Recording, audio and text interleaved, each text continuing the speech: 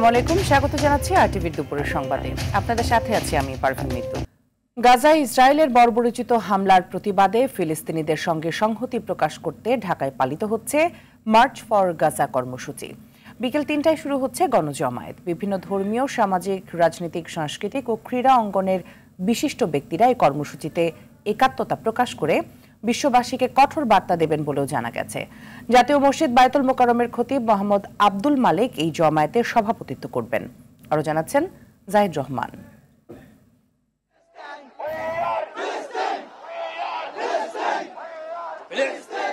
দখলদার ইসরায়েলের বর্বর হামলা ও হত্যার প্রতিবাদ এবং ফিলিস্তিনের নির্যাতিত মানুষের সঙ্গে সংহতি প্রকাশ করতে মার্চ ফর গাজা কর্মসূচিতে অংশ নিতেই জনতার ঢল সোহরাওয়ার্দী উদ্যানমুখী।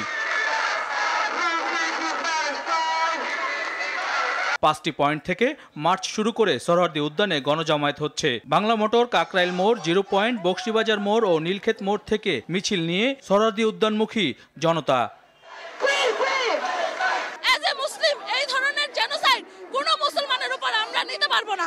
এই প্রতিবাদে আমরা একত্রে শামিল হব। মুসলিম ভাই ও বোনদের পাশে দাঁড়ানো এবং তাদের স্বার্থ রক্ষার্থে, তাদের জীবন রক্ষার্থে আমাদের তাদের পক্ষে আওয়াজ গড়ে তোলা। গাজায় চলমান বর্বরোচিত ইসরায়েলের আগ্রাসনের বিরুদ্ধে আন্তর্জাতিক জনমত গঠনে এই জমায়েত বলে জানান যোগ দিতে আসা সাধারণ মানুষ। আমরা চাই জাতিসংঘ এটা কঠোরভাবে দেখুক এবং ফিলিস্তিনের গণহত্যা যেন বন্ধ করা হয় আর ইসরায়েলের জন্য বিচার করা হয়। ফিলিস্তিনের পক্ষে ঢাকায় এটি হবে সবচেয়ে বড় জমায়েত বলে মনে করেন আগতরা। প্যালেস্টাইন সলিডারিটি মুভমেন্ট, সেটার ডাকে আমরা আসছি। সো আমাদের আলাদা কোনো এজেন্ডা এখানে নাই, আমরা সেখানে যোগদান করতে আসছি। ফিলিস্তিনের গাজা উপত্যকায় অবৈধ দখলদার ইসরায়েলের চলমান গণহত্যা ও জাতিগত নিধনের বিরুদ্ধে সম্মিলিত প্রতিবাদ বাংলাদেশের। জাহিদ রহমান, আরটিভি, ঢাকা। দর্শক, এই মুহূর্তে শাহবাগে রয়েছেন সহকর্মী সাকিবুর রহমান, সরাসরি যুক্ত হচ্ছেন তিনি। সাকিব, মার্চ ফর গাজা উপলক্ষে ঢাকায় কেমন জমায়েত হয়েছে বিস্তারিত জানাবেন।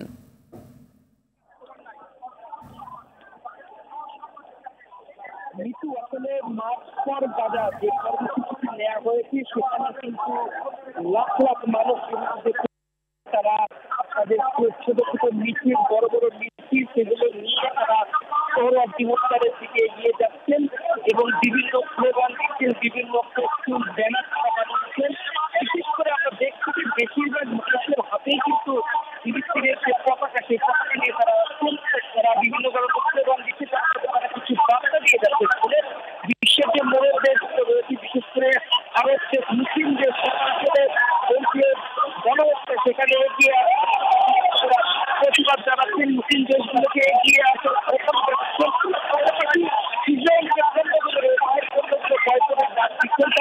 তারা আসলে যে সফল শুধু নয়, গ্রামকের দিকটা নাই, অন্য কিছু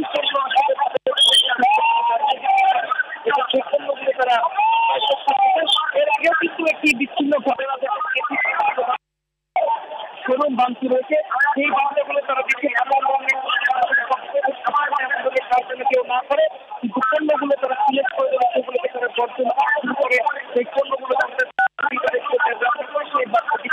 পাশাপাশি কিন্তু নেতানিয়াহুর বিচার তারা দাবি করছেন। আমরা অনেক জায়গায় দেখেছি বিভিন্ন ছবি বানিয়ে তার সেখানে তারা জুতা প্রকাশ করছেন। এই ধরনের বিভিন্ন কিন্তু দেখা যাচ্ছে। পাশাপাশি যে সকল মোড়ল দেশগুলো রয়েছে তাদেরকে সহায়তা করে সে সকল দেশীয় প্রতিনিধিদের ছবিও আমরা দেখতে পাচ্ছি এবং সব দিনে বলা চলে যে লাখ লাখ মানুষ এখনো আসছে। তারা তাদের সবার গন্তব্যই কিন্তু যাবেন। তাদের যে গাজা কর্মসূচির যে অংশগ্রহণ সেখানে একটি কাজ হবে। তারা বিশ্বকে তারা গাজাবাসীর পক্ষে আছেন এমন বর্বর যে হত্যাযজ্ঞ সেটি তারা বন্ধ করেন, সেই বার্তাগুলো দিচ্ছেন। সাকিব, ধন্যবাদ আপনাকে আমাদের সাথে যুক্ত হওয়ার জন্য। দর্শক, সরাসরি টেলিফোনে আমাদের সাথে যুক্ত ছিলেন সাকিবুর রহমান। গাজায় নিষ্ঠুর হত্যাকাণ্ডে মেতে উঠেছে ইসরায়েল। গেল 24 ঘন্টায় প্রাণ গেছে 26 জনের, আহত আরও শতাধিক। যুদ্ধবিরতি ভেঙে হামাস নিধনের নামে শত শত নারী ও শিশু হত্যা করেছে ইসরায়েলি বাহিনী। জরুরি রসদের অভাবে 2 সপ্তাহের মধ্যে গাজার অস্থায়ী হাসপাতালগুলো বন্ধ হয়ে যেতে পারে বলেও সতর্ক করেছে রেড ক্রস। ফিলিস্তিনিদের নিজ ভূমি থেকে উচ্ছেদের প্রস্তাব প্রত্যাখ্যান করেছে সৌদি আরব। বিস্তারিত বিনিয়ামিনের রিপোর্টে। গাজা উপত্যকা জুড়ে একের পর এক প্রাণ ঝরছে ইসরায়েলের বর্বর হত্যাকাণ্ডে। বন্দী ফেরত না দেওয়ার অজুহাতে যুদ্ধবিরতি ভেঙে দিয়ে হামাস নির্মূলে নামে নেতানিয়াহু সরকার। তবে জাতিসংঘ জানায় যুদ্ধবিরতির পর থেকে শুধু হামাসের বিরুদ্ধে অভিযানের ঘোষণা দিলেও সাধারণ মানুষের ঘরবাড়ি ও আশ্রয় কেন্দ্রগুলোতে প্রায় 224 বার হামলা চালিয়েছে ইসরায়েলি বাহিনী। এর মধ্যে অন্তত 36 বার শুধু নারী ও শিশু হত্যা করেছে তারা। গাজার সিভিল ডিফেন্স কর্তৃপক্ষ জানায় 18 মার্চ থেকে এ পর্যন্ত প্রায় 500 শিশু হত্যা করেছে আইডিএফ। এমন নারকীয় হত্যাযজ্ঞের মাঝেও রেহাই নেই অসহায় ফিলিস্তিনিদের। দীর্ঘদিন সহায়তা প্রবেশ বন্ধ থাকায় ভয়াবহ খাদ্য ও জ্বালানি সংকট দেখা দিয়েছে অঞ্চলটিতে। আন্তর্জাতিক সাহায্যকারী সংস্থা রেড ক্রস জানায় পর্যাপ্ত রসদের অভাবে 2 সপ্তাহের মধ্যে তাদের সব অস্থায়ী হাসপাতালগুলো বন্ধ করে দিতে হবে। তবে এমন দৃশ্যমান সংকটের মধ্যেও যুদ্ধবিরতিতে গাজায় 25,000 ট্রাক প্রবেশ করেছে বলে দাবি ইসরায়েলের। দেশটির পররাষ্ট্রমন্ত্রী জানান এসব ত্রাণ দিয়ে গাজায় আবারও নিজেদের পুনর্গঠিত করছে হামাস। তবে রেড ক্রস বলছে গেল 6 সপ্তাহে গাজায় কোনো ত্রাণ সহায়তা প্রবেশ করেনি। একদিকে ইসরায়েলের বর্বর হামলা, অন্যদিকে খাদ্য ও চিকিৎসার অভাবে দোজখে পরিণত হয়েছে যুদ্ধবিধ্বস্ত ফিলিস্তিন। বিশ্বজুড়ে বিভিন্ন দেশ নিন্দা জানালেও দৃশ্যমান কোনো পদক্ষেপ নিচ্ছে না কেউ। ইসরায়েলি হামলায় দেশটিতে এ পর্যন্ত প্রায় 51,000 ফিলিস্তিনি নিহত হয়েছে। বিনিয়ামিন, RTV। যুক্তরাষ্ট্রে গ্রেপ্তার হওয়া ফিলিস্তিনি শিক্ষার্থী মাহমুদ খলিলকে বিতাড়িত করা যেতে পারে বলে মত দিয়েছেন মার্কিন অভিবাসন আদালতের এক বিচারক। এর মধ্য দিয়ে 1 মাস আগে নিউ ইয়র্ক থেকে গ্রেপ্তার হওয়া কলম্বিয়া বিশ্ববিদ্যালয়ের এই শিক্ষার্থীকে বিতাড়িত করতে পারবে মার্কিন প্রেসিডেন্ট ডোনাল্ড ট্রাম্প প্রশাসন। লুইজিয়ান লাসান অভিবাসন আদালতের বিচারক জেমি কোম্যান্স শুক্রবার এই মত দেন। কলম্বিয়া বিশ্ববিদ্যালয়ের নিউ ইয়র্ক ক্যাম্পাস প্রাঙ্গণে ফিলিস্তিনপন্থী বিক্ষোভে গুরুত্বপূর্ণ ভূমিকা রেখেছিলেন খলিল। সিরিয়ার একটি ফিলিস্তিনি শরণার্থী শিবিরে জন্মগ্রহণকারী খলিল আলজেরিয়ার নাগরিক। গেল বছর যুক্তরাষ্ট্রের স্থায়ী বাসিন্দা হন তিনি। খলিলের স্ত্রী একজন মার্কিন নাগরিক। গেল 8 মার্চ কলম্বিয়া বিশ্ববিদ্যালয়ের আবাসিক ভবন থেকে খলিলকে গ্রেপ্তার করে যুক্তরাষ্ট্র ইমিগ্রেশন অ্যান্ড কাস্টমস এনফোর্সমেন্টের কর্মকর্তারা। এরপর কেন্দ্রীয় কর্তৃপক্ষ তাকে প্রায় 1,500 মাইল দূরে লুইজিয়ানার কারাগারে পাঠায়। বাংলা বর্ষবরণ উদযাপনের মাত্র একদিন আগে নজিরবিহীন ঘটনা সাক্ষী হল চারুকলা। পহেলা বৈশাখের আনন্দ শোভাযাত্রার জন্য নির্মিত ফ্যাসিবাদের মুখাকৃতির ভরে আগুন দিয়েছে দুর্বৃত্তরা। এ সময় শান্তির প্রতীক পায়রাও আংশিক ক্ষতি হয়। এই ঘটনাকে রহস্যজনক হিসেবে উল্লেখ করে তদন্তে নেমেছে পুলিশ। আলাদা তদন্তে নেমেছে ঢাকা বিশ্ববিদ্যালয় কর্তৃপক্ষ। দীপন দেওয়ানকে সাথে নিয়ে আরো জানাচ্ছেন বিপুল দেব রায়। বাংলা নববর্ষ 1432 বরণে চলছে ক্ষণগণনা। আনন্দ শোভাযাত্রার জন্য প্রায় প্রস্তুত চারুকলা প্রাঙ্গণ। ঠিক সেই মুহূর্তে ঘটেছে অঘটন। দুর্বৃত্তের দেয়া আগুনে পুড়ে গেছে অন্যতম মোটিভ ফেসিবাদের মুখাকৃতি।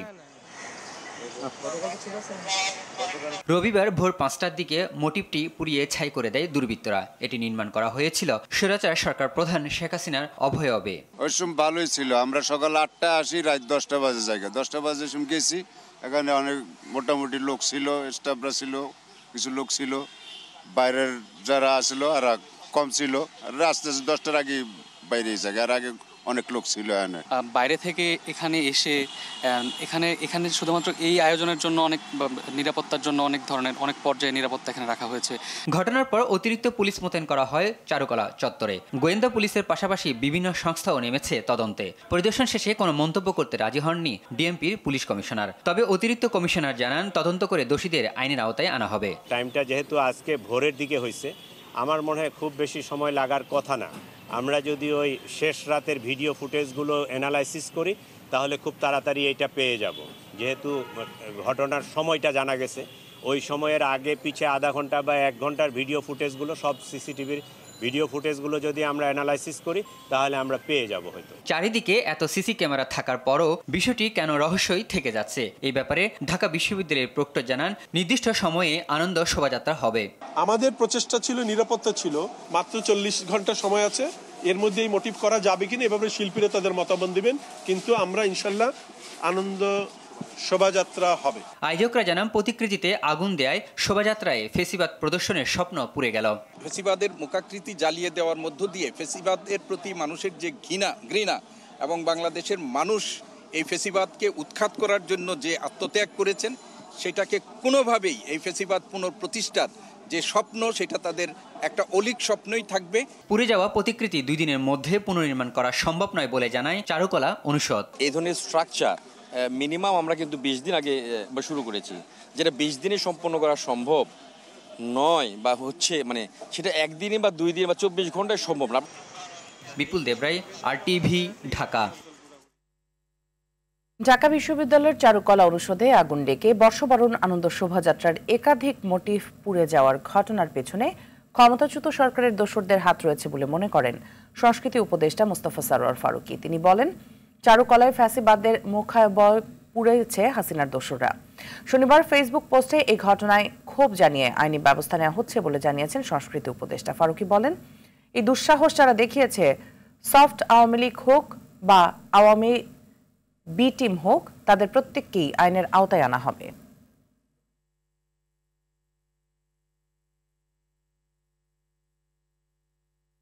নদীতে ফুল ভাসিয়ে বৈশাখীর আনুষ্ঠানিকতা শুরু হয়েছে পাহাড়ে। নাচে গানে আর আনন্দ উৎসবে মেতেছে পার্বত্য অঞ্চলগুলো। পুরনো দিনের বেদনা ভুলে নতুন দিনের প্রত্যয়ের কথা জানায় পাহাড়ি তরুণ তরুণীরা। শান্তি সম্প্রীতির পাশাপাশি সবার মঙ্গল কামনা করেন তারা। এদিকে রাজধানীতেও নানা আয়োজনে পালন করা হয় ফুলবিচু। সবার মধ্যে সাম্প্রদায়িক সম্প্রীতি বজায় রাখার লক্ষ্যে কাজ করছে সরকার, বলেছেন পার্বত্য চট্টগ্রাম বিষয়ক উপদেষ্টা। সাদিয়া কানিসার রিপোর্ট। কেবল পূর্ব আকাশে সূর্য উঁকি দিয়েছে, রাঙামাটির কাপ্তাই হ্রদে ফুল ভাসিয়ে পাহাড়ি সম্প্রদায় শুরু করেন নতুন বছরের উৎসব। এ সময় ঐতিহ্যবাহী পোশাকে ফুল হাতে ঢল নামে মানুষের। ফুল ভাসানোর মধ্য দিয়ে শুরু হওয়া পাহাড়ের সবচেয়ে বড় সামাজিক অনুষ্ঠান চলবে আরো 3 দিন। সমগ্র জীবের মুক্তির জন্য গঙ্গা দেবীর কাছে প্রার্থনা করেন সবাই। সকলে যেন সুখে শান্তিতে নতুন বছরে থাকতে পারি, সেই জন্য ফুল নিয়ে গঙ্গা মাকে উৎসর্গ করি। বান্দরবানেও মঙ্গল কামনায় সাঙ্গু নদীতে ফুল ভাসিয়ে বিজু পালন করলো চাকমা ও তঞ্জঙ্গরা। সকাল থেকেই হাতে ফুল নিয়ে সাঙ্গু তীরে জড়ো হন তারা। উৎসবের রং থেকে বাদ পড়েনি পাহাড়ি কোনো অঞ্চল। নাচে গানে যেন প্রাণ ফিরে পেয়েছে পাহাড়ে। তোকে আমরা স্মরণ করে এবং গঙ্গাকে স্মরণ করে আমরা এই ফুল বিজু উৎসবে ফুল ভাসিয়ে থাকি। এই দিনটার উদ্দেশ্য হচ্ছে নতুন বছরকে স্বাগতম জানিয়ে পুরাতন বছরকে বিদায় দিতে। এদিকে ফুল বিজু উপলক্ষে রাজধানীতেও নানা আয়োজন করা হয়। পার্বত্য চট্টগ্রাম বিষয়ক মন্ত্রণালয় এক বিশাল র্যালির আয়োজন করে। ভক্তি ভালোবাসার প্রতীক, শ্রদ্ধার প্রতীক। আমরা এই ঐতিহ্যকে শ্রদ্ধা করে, সম্মান করে, ভালোবাসি। পার্বত্য চট্টগ্রাম বিষয়ক উপদেষ্টা সুপ্রদীপ চাকমা বলেন, সবার মধ্যে সাম্প্রদায়িক সম্প্রীতি বজায় রাখতে কাজ করছে সরকার। আমাদের সকলের মধ্যে একটা সাম্প্রদায়িক সম্প্রীতি বজায় রাখতে পারি, পার্বত্য এলাকায় বলি, সমতলে বলি। তাছাড়া এই সরকারের যে উদ্দেশ্য সকলের অধিকার প্রতিষ্ঠা করা, সকলকে অর্থনৈতিকভাবে স্বাবলম্বী করা, এগুলি আমরা একাতরে করে যাচ্ছি। সাদিয়া কানিজ, RTV, ঢাকা। ফ্যাসিস্ট সরকারে রেখে যাওয়া দেশের ভঙ্গুর অর্থনীতিকে পুনরুদ্ধারের বিনিয়োগ সম্মেলন আশার আলো দেখাচ্ছে মত অর্থনীতিবিদদের। এজন্য বিদেশি বিনিয়োগকারীদের দেয়ার প্রতিশ্রুতি রক্ষা করার তাগিদ দেন সাবেক NBR chairman doctor Abdul Majid. বিনিয়োগের পরিবেশ যেন বিঘ্নিত না হয় সেজন্য সতর্ক থাকতে বললেন Bangladesh institute of international and strategic স্টাডিজের গবেষণা পরিচালক ডক্টর মাহফুজ কবির। বিস্তারিত অরণ্য গফুরের রিপোর্টে। ফ্যাসিবাদের আঘাতে জর্জরিত দেশের অর্থনীতি মেরামতে, বিনিয়োগের সম্ভাবনা, অর্থনৈতিক সংস্কার তুলে ধরা এবং দীর্ঘমেয়াদী বিনিয়োগের পাইপলাইন তৈরির লক্ষ্যে বিনিয়োগ সম্মেলনের আয়োজন করে বিনিয়োগ উন্নয়ন কর্তৃপক্ষ। 4 দিনের এই সম্মেলনে প্রায় 50টি দেশের 450-র বেশি বিনিয়োগকারী অংশ নেয়। শতাধিক বিনিয়োগের প্রতিশ্রুতিও মেলে। বিনিয়োগ সম্মেলন অর্থনীতি পুনরুদ্ধারে ভূমিকা রাখবে বলে মনে করেন অর্থনীতিবিদরা। তবে অতীতে বিদেশি বিনিয়োগকারীরা চলে যাওয়ার কারণ থেকে শিক্ষা নেওয়ার পরামর্শ তাদের। সুযোগ তৈরি না করে আমি আরেকজনকে বিনিয়োগে আসতে বলবো, এটা হবে না। সেই জন্যে একটা হলিস্টিক নিতে হবে, হলিস্টিক অ্যাপ্রোচ নিতে হবে, যে বিনিয়োগকারী যেসব জিনিস চান সেইগুলো দেওয়ার ব্যাপারে যে ডিপার্টমেন্টে যে ভূমিকা আছে, কাজ আছে, তারা একত্রে স্ট্রংলি টাইম মেনে করবেন, যেসব সুযোগ সুবিধা দেবেন বলছেন সেগুলোকে বাস্তবে দিতে হবে, নিশ্চিত করতে হবে, করলেই ক্যাপাবিলিটি। আমি মনে করি এই মুহূর্তে আমার বাংলাদেশের ক্যাপাসিটির অভাব নেই। ওয়ান স্টপ সার্ভিস যদি আমাদের হয় তাহলে সেক্ষেত্রে এক জায়গায় অ্যাপ্লাই করবেন এবং 7 দিন থেকে 15 দিনের ভিতরে তারা সমস্ত সার্টিফিকেটগুলো পাবেন, অ্যাপ্রুভালগুলো পাবেন। এভাবে হলেই তো আসলে বিনিয়োগকারীরা তখন উৎসাহিত হবেন। বিদেশি বিনিয়োগকারীদের আকৃষ্ট করতে দেশি বিনিয়োগকারীদের প্রতি বৈষম্য না করার পরামর্শ অর্থনীতিবিদদের। তাদের মতে নীতি এমন হওয়া উচিত যেন পরবর্তী সরকারগুলো তা বজায় রাখে।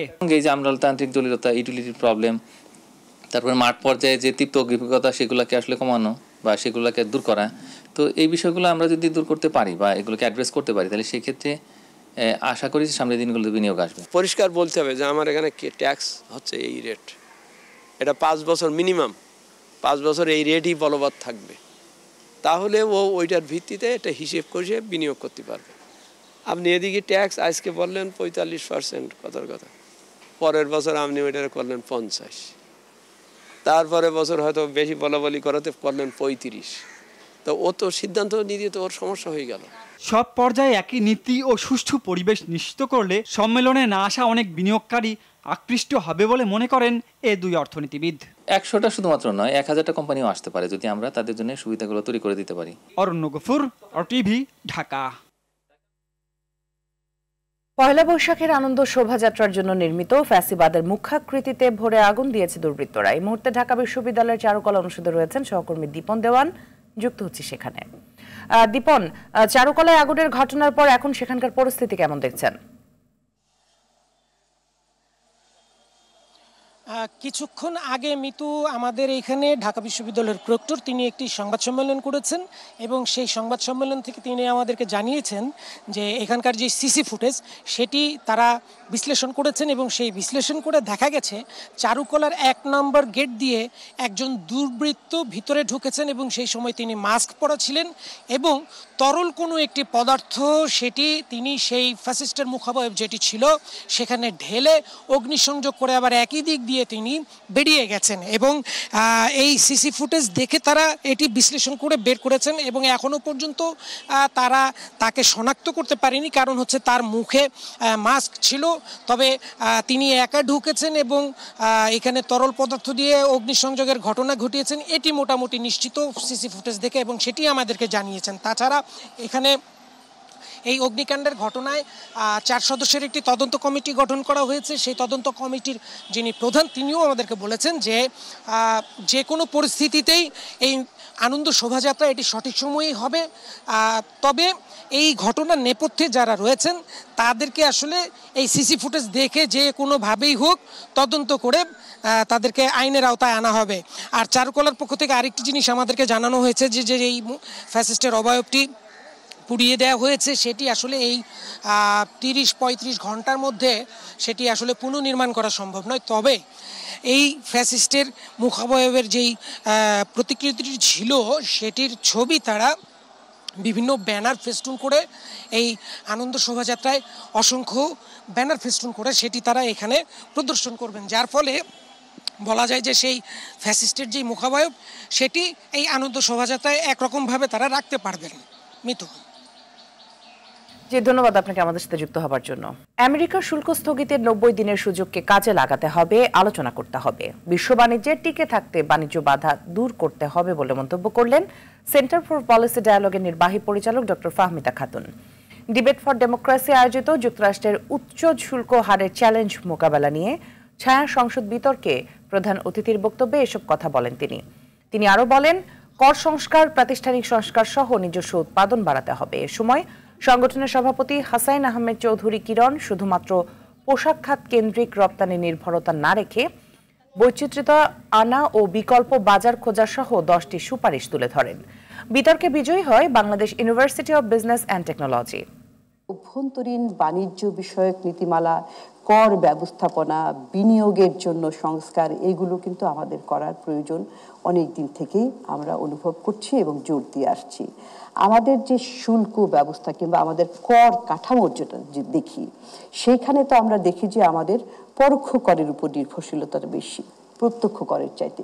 কিন্তু একটা দেশ যদি তার প্রগতিশীল কর ব্যবস্থা চালু করতে চায় তাহলে কিন্তু তাকে আয় করের উপরে নির্ভর করতে হবে বেশি।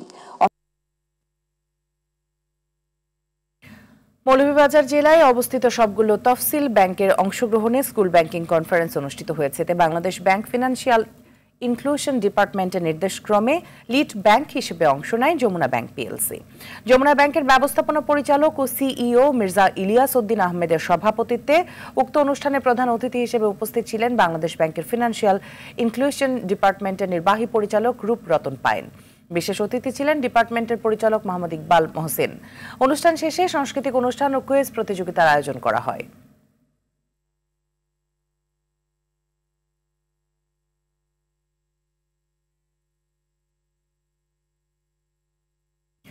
ন্যাশনাল লাইফ ইন্স্যুরেন্স আন্তর্জাতিক সংবাদ।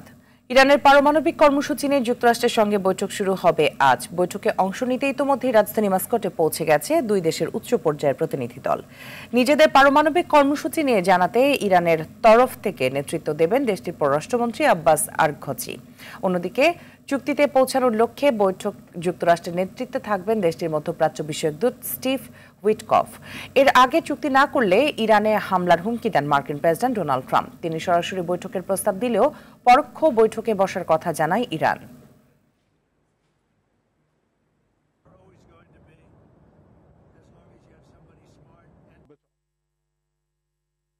বিতর্কিত ওয়াকফ বিল নিয়ে উত্তাল ভারতের মুর্শিদাবাদ। শুক্রবার সংঘাত ছড়িয়ে পড়ে জঙ্গিপুরের সুতি ও শামশেরগঞ্জ এলাকায়। সেখানে পুলিশ ও সাধারণ মানুষের মধ্যে দফায় দফায় সংঘর্ষ ঘটে। এ সময় ১১০ জনকে আটক করে পুলিশ। পুলিশ জানায় বিক্ষোভকারীদের নিয়ন্ত্রণে লাঠিচার্জ ও কাঁদানে গ্যাস ছোড়ে তারা। এছাড়া সুতিতে কেন্দ্রীয় বাহিনী মোতায়েন করা হয়েছে। বিক্ষোভকারীরা জানিয়েছে পুলিশের গুলিতে ৩ জন আহত হয়েছে। বিক্ষোভ দমনে মুর্শিদাবাদে ইন্টারনেট সেবা বন্ধ রয়েছে। যুক্তরাষ্ট্র ও চীনের চলমান বাণিজ্য যুদ্ধের মধ্যেই আগামী সপ্তাহে ভিয়েতনাম, মালয়েশিয়া ও কম্বোডিয়া সফরে যাবেন চীনের প্রেসিডেন্ট শি জিনপিং। দক্ষিণ পূর্ব এশিয়ার প্রতিবেশী দেশগুলোর সঙ্গে সম্পর্ক জোরদারের লক্ষ্যে এই সফর করবেন চীনের প্রেসিডেন্ট। শুক্রবার বার্তা সংস্থা রয়টার্স তথ্যটি নিশ্চিত করেছে। চীনের পররাষ্ট্র মন্ত্রণালয় জানায় সোমবার ভিয়েতনাম দিয়ে এ সফর শুরু করবেন শি জিনপিং। এরপর মালয়েশিয়া ও কম্বোডিয়া যাবেন তিনি। চলতি বছরে এই প্রথম বিদেশ সফর যাচ্ছেন চীনের প্রেসিডেন্ট শি জিনপিং। ট্রাম্পের শুল্ক নীতি মোকাবেলায় এই সফর অত্যন্ত গুরুত্বপূর্ণ বলে মনে করছেন বিশ্লেষকরা।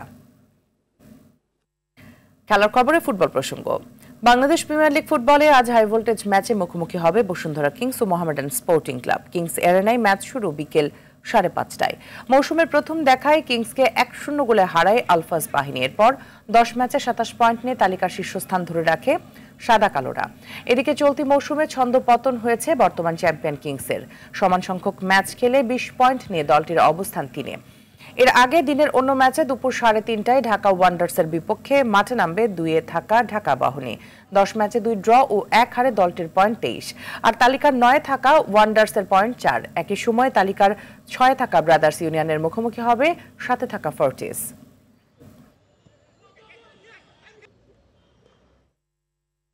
এবারে হকি প্রসঙ্গ। আর্থিক দৈন্যতায় আফসোস জানিয়ে এশিয়ান হকি ফেডারেশন AHF কাপের শিরোপা ধরে রাখার ব্যাপারে আশাবাদ ব্যক্ত করলেন হকি ফেডারেশনের সভাপতি air chief marshal Hasan Mahmud Khan এবং বাংলাদেশ দলের নতুন অধিনায়ক পুষ্কর খিসা মিমো। উন্মোচন করা হয়েছে দলের জার্সি। অরণ্য গফুরের রিপোর্ট। 17 এপ্রিল ইন্দোনেশিয়ার জাকার্তায় শুরু হচ্ছে এশিয়ান ফেডারেশন কাপ হকি। সোমবার রাতে ঢাকা ছাড়ার আগে বিমান বাহিনীর ফ্যালকন হলে তাই আয়োজন করা হয় জার্সি উন্মোচন, সংবাদ সম্মেলন ও ফটো সেশন। অধিনায়কের হাতে নতুন জার্সি তুলে দেন ফেডারেশনের সভাপতি air chief marshal Hasan Mahmud Khan. AHF কাপে টানা 4 বারের চ্যাম্পিয়ন বাংলাদেশ, কিন্তু মাঠে ঘরোয়া হকি না থাকার পাশাপাশি আন্তর্জাতিক প্রস্তুতি ম্যাচ খেলতে পারেনি লাল সবুজের দল। এরপরও স্বপ্ন দেখছেন ফেডারেশনের সভাপতি। অভিজ্ঞতা আছে, আমাদের কনফিডেন্স আছে। আমার মনে হয় না যে এমন বেশি কোনো পার্থক্য হয়েছে আমাদের প্রশিক্ষণে আগের চেয়ে এবারের সাথে। বরঞ্চ আমরা আরও সায়েন্টিফিক ওয়েতে এবার ট্রেনিং দিয়েছি এবং আমরা প্লেয়ার নির্বাচনে কোনো দলীয়করণ বা কিছুই করিনি। আমরা চেষ্টা করেছি যারা বেস্ট অফ দি প্লেয়ার তাদেরকে সিলেক্ট করেছি এবং আমাদের প্লেয়ারদের মনোবল আছে। আমি বিশ্বাস করি তারা এবারও ভালো ফলাফল নিয়ে ফিরে আসতে পারবে। 63 জনের ক্যাম্প থেকে কয়েক ধাপে বাছাই করা হয়েছে 18 সদস্যের স্কোয়াড। সবার পরামর্শ নিয়ে কোচ ও বিসিবি থেকে নেওয়া হয়েছে ফিজিও। টিম কম্বিনেশনে সন্তুষ্ট দলপতি। আমরা খুবই কনফিডেন্ট কোচ প্যানেল এবং কোচ আমরা যারা প্লেয়ার আছি আমরা নিজেদের মধ্যে যে বন্ডিং ইউনিটি আছে, তো আমরা আশা করি এটা আমাদের কাজে লাগবে। 18 এপ্রিল কাজাখস্তানের বিপক্ষে লড়াই দিয়ে 10 দলের এই টুর্নামেন্ট শুরু করবে বাংলাদেশ। অরণ্য গফুর, RTV, ঢাকা। দুপুরের সংবাদ এ পর্যন্ত। জেলার সংবাদ বিকেল 4:45টায় দেখার আমন্ত্রণ রইল। ধন্যবাদ সবাইকে।